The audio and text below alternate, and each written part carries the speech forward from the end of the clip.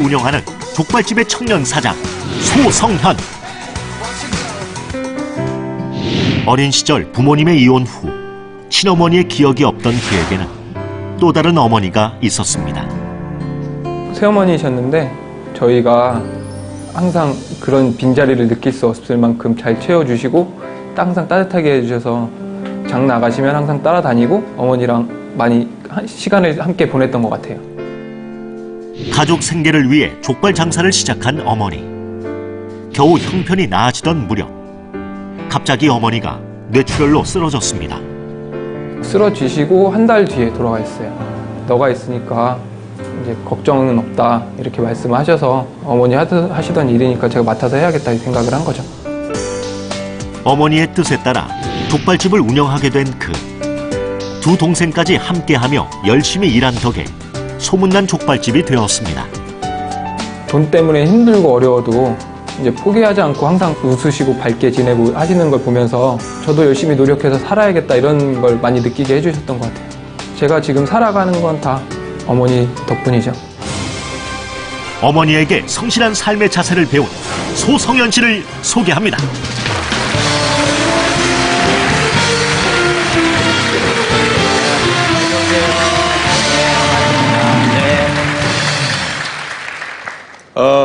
족발집 사장님이라고 그래서 사실 푸근한 외모의 아저씨가 나오실 줄 알았거든요. 예. 그런데 준수한 청년이 나오셨어요, 이렇게. 예, 제가 네. 좀 다른 족발집 상상하시는 이미지보다 네. 제가 청년이고 그러니까 예. 좀 다르게 보셨던 것 같습니다. 그렇죠. 우리가 이렇게 볼 때는 그 이미지가 조금 다른 것 같은데, 예. 시골 장터 다니면서 족발을 파신다 그랬잖아요. 예, 시골 5일장을 돌아다니면서 장사를 하고 있습니다. 오늘 장날 아니었어요, 혹시? 예, 오늘은 네. 제가 네. 원주 5일장에 가는 날인데 그런데요. 예, 제가 오늘 서울 온다고 네. 동생들이랑 함께 오늘 하루 장사를 접고 올라왔습니다. 그러면 오늘 하루 손해액이 예, 좀 크겠죠? 그죠, 그죠. 근데 거기에 비할 게 아니죠. 또 예. 살아오신 얘기를 이렇게 해주셔야 되는데, 오늘 그 어머니 얘기를 하시기 위해서 나오셨어요. 오늘 강연 주제가 그리운 어머니께인데, 어머니에게 드리고 싶은 얘기가 참 많으신 모양이죠. 예, 제가 어머니가 갑작스럽게 돌아가시다 보니까 네. 저와 어머니가 많은 얘기를 나누긴 했지만 그 마지막 순간에 어머니에게 그 저의 마음을 많이 전해드리지 못한 것 같아서 예. 그 이야기를 해드리려고 나왔습니다. 어머니께서 꼭 들으실 겁니다. 예. 그리운 어머니께 얘기 시작하겠습니다.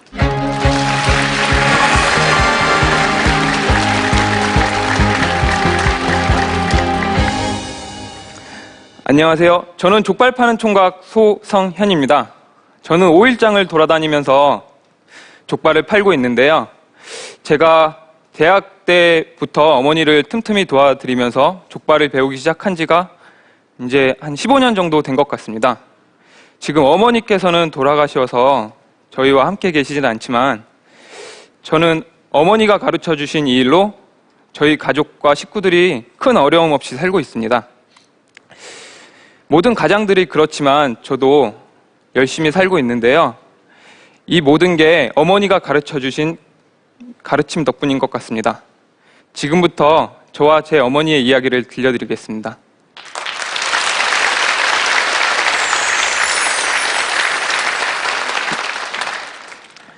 사실 저는 친어머니에 대한 기억이 별로 없습니다. 왜냐하면 제가 7살 때쯤이었던가 아버지랑 어머니께서 이혼을 하시고 저는 새 어머니랑 함께 살게 됐습니다. 지금 제가 말씀드리는 어머니는 저와 함께 사셨던 새 어머니 이야기인데요. 저에게는 2명의 동생이 있습니다. 저와 둘째는 저희 친어머니께서 낳으셨고 저희 막내는 저희 어머니께서 낳으셨는데 저희 삼형제를 어머니께서는 차별 없이 잘 키워주셨습니다. 그렇게 어머니와 함께 살게 됐을 때쯤엔 저희 아버지께서 하시던 사업이 망하셔서 시골로 내려오게 됐는데 시골에 계신 분들이 도움을 주셔서 허름하고 낡은 흙벽돌 집을 구해주셨는데 저희가 거기서 생활을 하게 됐습니다. 그리고 저희가 내려왔을 때 아버지께서는 사업에 실패하셨다는 실의감과 절망감 때문에 일을 놓으셨는데 어머니께서 생계를 꾸려나가셨습니다. 하지만 어머니께서 생계를 꾸려나가신다는 게 시골에서는 크게 할 일들이 사실 많이 없거든요. 그래서 밭일을 하신다거나 과수원에 가신다거나 그마저도 겨울철이 되면 하실 일이 없으셔서 이른 아침에 버스를 타고 나가셔서 식당 일을 하시거나 한밭집에서 참모를 하시면서 저희를 생계를 책임지셨습니다. 하지만 그런 형편들이 크게 좋아지진 않아서 저희가 그 당시에 끼니를 때우려고 한 달 정도 라면만 아침 저녁으로 계속 먹었던 적도 있었는데, 그러다가 어느 날 도움을 주신 분이 쌀을 한 포 주셨는데 그 쌀이 생겼다는 그 기쁨과 쌀밥을 먹을 수 있다는 그런 마음에 정말 행복해했던 기억이 납니다. 근데 쌀은 생겼는데 반찬이 없는 거예요. 그래서 그 옆집 할머니가 가져다 주신 고추장으로 그 쌀밥에 고추장만 비벼 먹었던 기억도 납니다. 그렇게 어머니께서 힘들게 생계를 꾸려 가셨는데요. 크게 형편이 나아지지 않으시니까 어머니께서 장사라도 해보셔야겠다, 이 생각을 많이 하셨던 것 같아요. 그때 어머니께서 어떻게 아시던 분이 그 수원에 그릇 공장이 있는데 거기서 흠집이 나거나 버리는 물건을 쌓아두는 곳이 있었는데 그 물건을 그냥 가져가도 좋다고 말씀을 하셔서 그 그릇들을 한가득 싣고 오셨거든요. 그것을 가지고 어머니께서 시골 장터로 가셔서 그릇 한 개에 500원씩 파셨던 게 제가 기억하는 어머니가 처음 장사하셨던 모습입니다. 그렇게 어머니가 시골 5일 장터를 가시면서 그릇을 팔기 시작했을 때 저희 삼형제들은 어머니를 따라서 그 장에 많이 돌아다녔는데요. 그 장에 따라다니면 시골 어르신분들이 어머니를 도와서 장에도 나오고 그 기특하다고 많이 칭찬해 주셨어요. 그 시절에는 이렇게 나가서 창피하다거나 힘들다거나 이런 것보단 어른들이 귀여워해 주시고 먹을 거라도 하나 챙겨 주시는 게 참 좋았던 것 같아서 많이 따라다녔던 것 같습니다.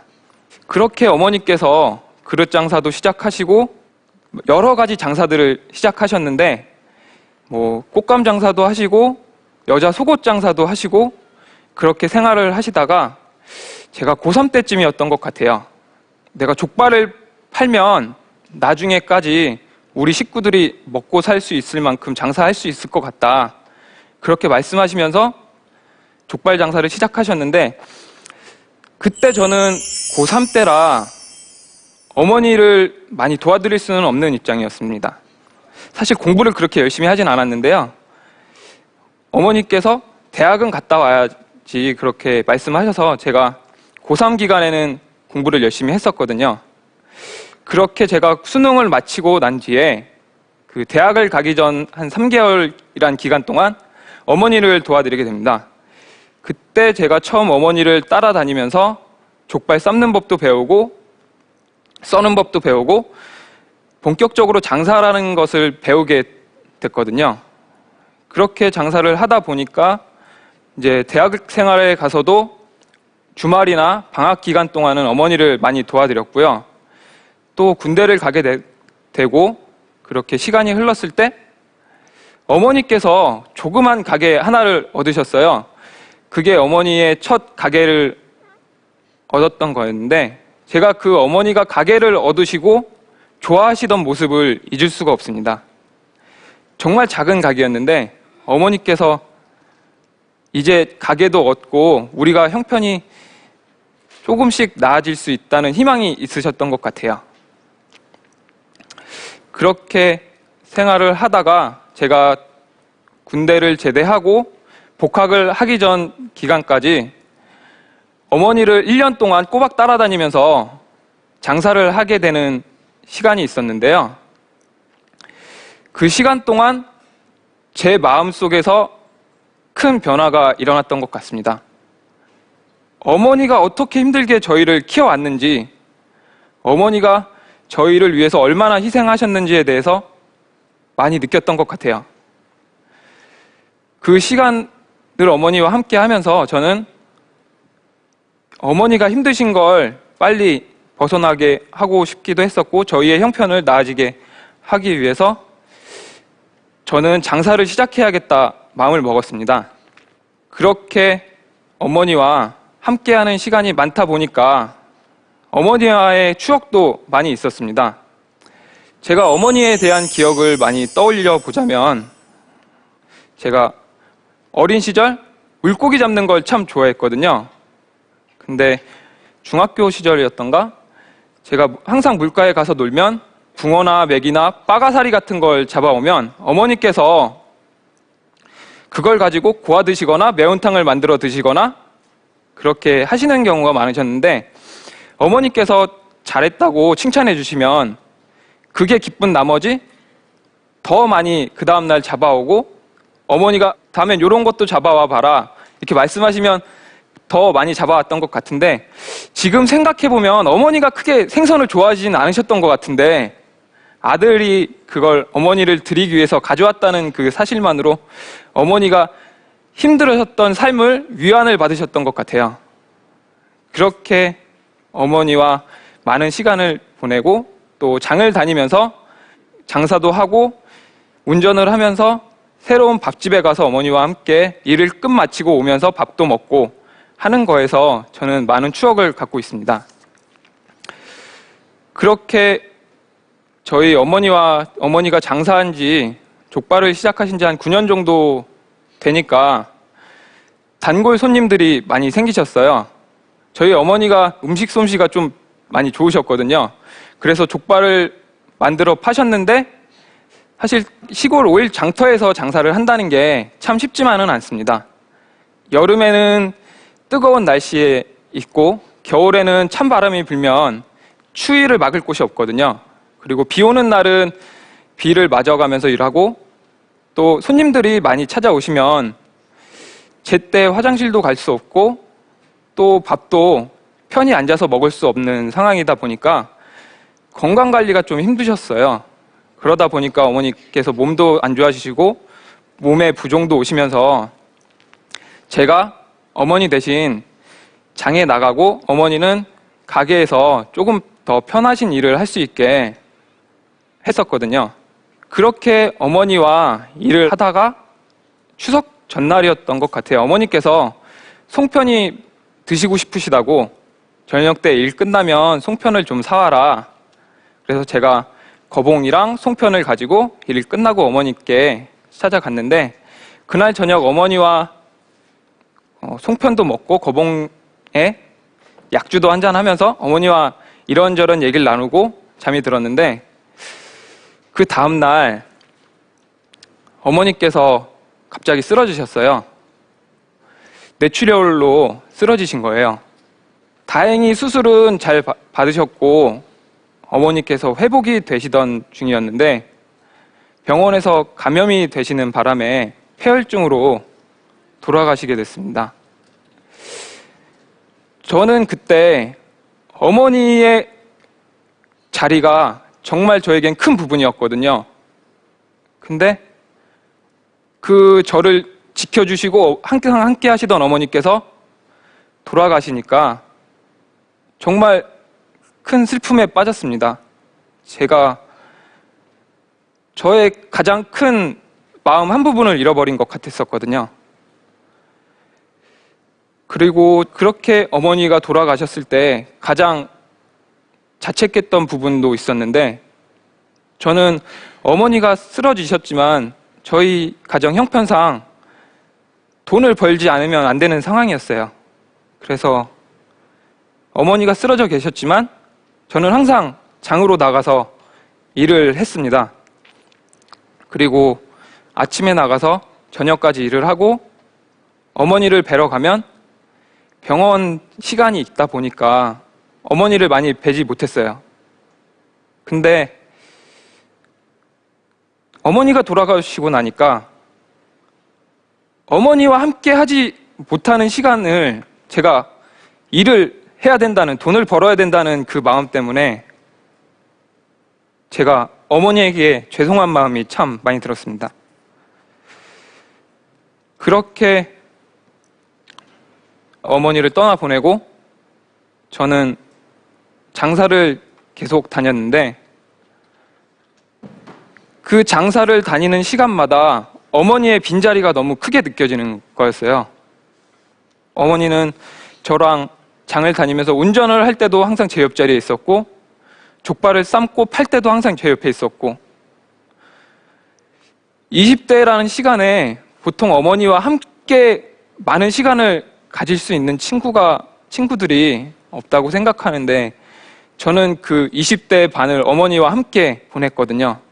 하지만 저는 장사를 그만둘 수 없었던 건 저희 동생들도 있었고 장사를 제가 맡아서 해야 됐기 때문에 힘이 들지만 장사를 계속 하게 됐습니다. 하지만 제 어머니와 함께 하던 일을 혼자 하기엔 너무 버거웠거든요.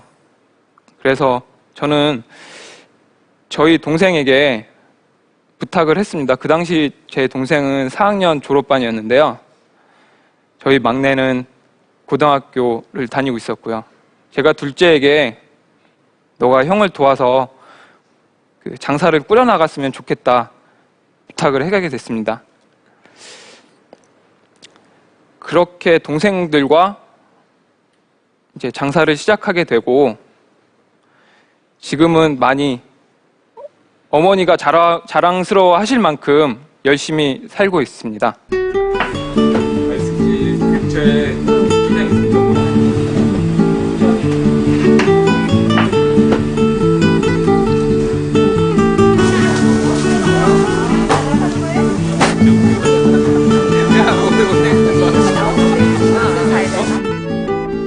어머니를 생각하면 제가 떠오르는 마지막 한 가지 추억이 있는데요. 돌아가시기 전 마지막 생신이었던 것 같아요.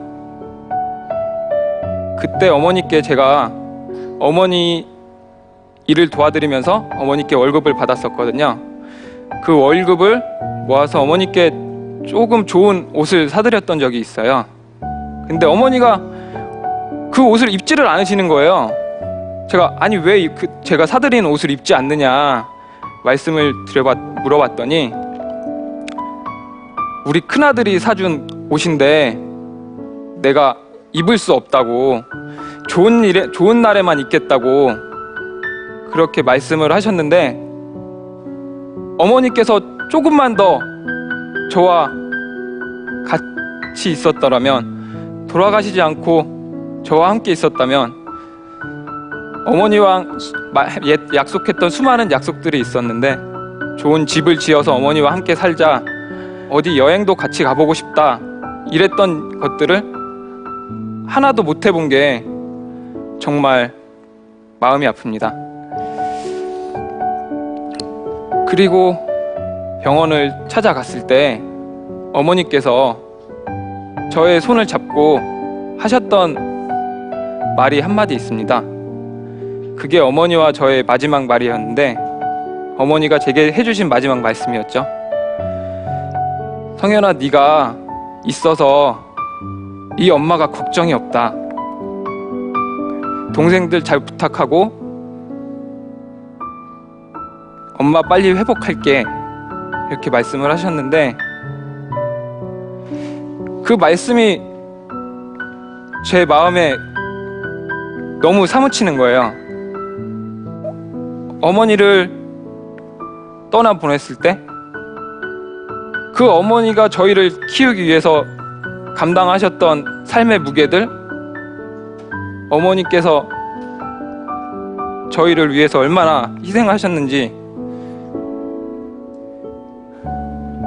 절 믿고 의지하고 있으니까 걱정이 없다 이 말씀이 저에겐 너무 힘이 되는 한마디이기도 하면서 아직도 어머니께 사무치는 말씀인 것 같습니다. 그런 어머니를 생각하면서 한마디 더 드리고 싶은 건 어머니께서 믿고 항상 바로 바라봐 주셨던 아들, 저희 두 동생들과 함께 삼형제 잘 살아가고 있다고, 어머니께서 언제나 저희 지켜봐 주실 거 믿고 저희 열심히 살아가겠다고 말씀드리고 싶습니다. 지금까지 제 얘기를 들어주셔서 감사합니다.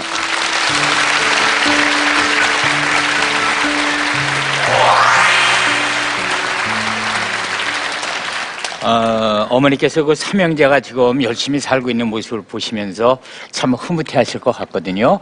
예. 삼형제가 같이 일을 하니까 의지가 되고 좋죠. 실제로 또 어떠세요? 셋이 같이 하니까. 저희 동생들이랑 네. 제가 같이 일을 하다 보니까 다투거나 이런 일은 많이 없고요. 예. 제가 하는 일을 동생도 믿고 맡기고 할 수 있고 동생들도 저에게 부탁하고 하니까 네.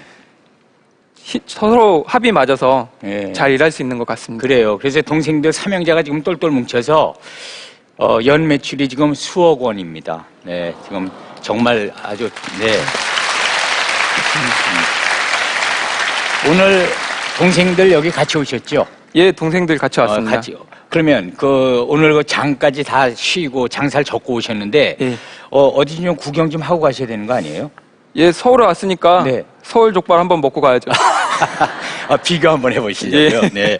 앞으로 그러면 수성현 씨는 어머니의 그 맛을 계속 지킬 계획이세요?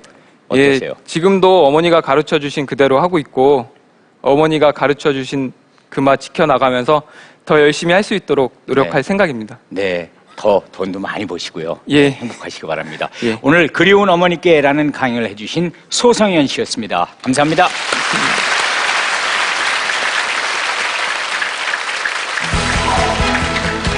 KBS 국악 대상을 수상한 젊은 소리꾼 박애리. 강연 주제: 상상은 언젠가 현실이 된다. 운동으로 위암을 이겨낸 초등학교 교사 김의일. 강연 주제: 욕심이 사람 잡는다. 삼형제가 함께 운영하는 족발집의 청년 사장 소성현. 강연 주제: 그리운 어머니께. 인생의 뜨거운 감동을 만나는 시간, 강연 백도시입니다.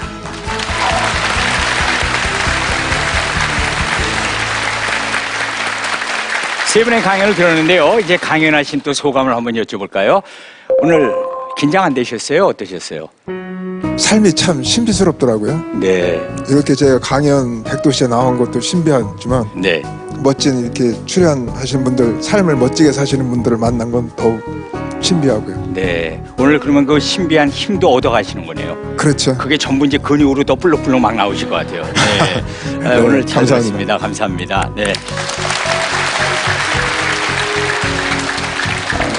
박예리 씨는 워낙 어려서부터 무대 체질이셨으니까 오늘 강연하시고 난 그 뭐 소감 어떠셨어요? 네, 제가 살아온 이야기지만 그래도 제 어떤 긍정적인 생각들이 많은 분들께 조금이나마 전해질 수 있다면 좋겠다라는 바람 가져봤고요. 네. 돌아가신 어머니 생각이 나서 저 뒤에서 혼났습니다.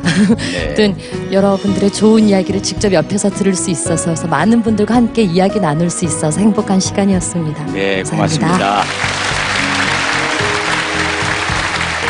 소성현 씨도 강연하신 그 마음이 어떠신지 눈물도 많이 참으셨죠? 예, 어머니 생각이 많이 나서 네.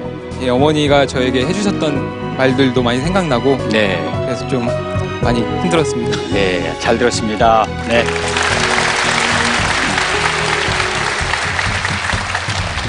자, 오늘 세 분의 강연을 들었는데요. 오늘 강연 들으면서 여러분 손에 그동안 꼭 잡고 있었던 욕심 중에 하나 정도는 내려놓으셨는지 모르겠습니다.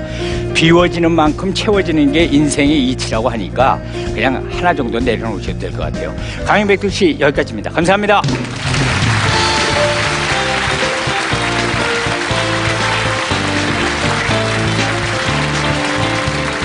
집에 돌아가서 어머니 아빠에게 이제 하고 싶은 이야기도 많이 하고 그리고 평소에 좀 잘했으면 좋겠어요. 시련이랑 역경이 이겨내신 모습 보면서 저도 열심히 살아가고 욕심도 조금씩 버려야 된다고 생각을 했어요. 저도 다시 자신감을 찾은 것 같고 진짜 상상한 대로 열심히만 노력한다면 현실이 된다는 걸 느낀 것 같아요. 나에게 강연 백도시란 힘이다. 따뜻함이다. 희망이다. 진짜 대단합니다.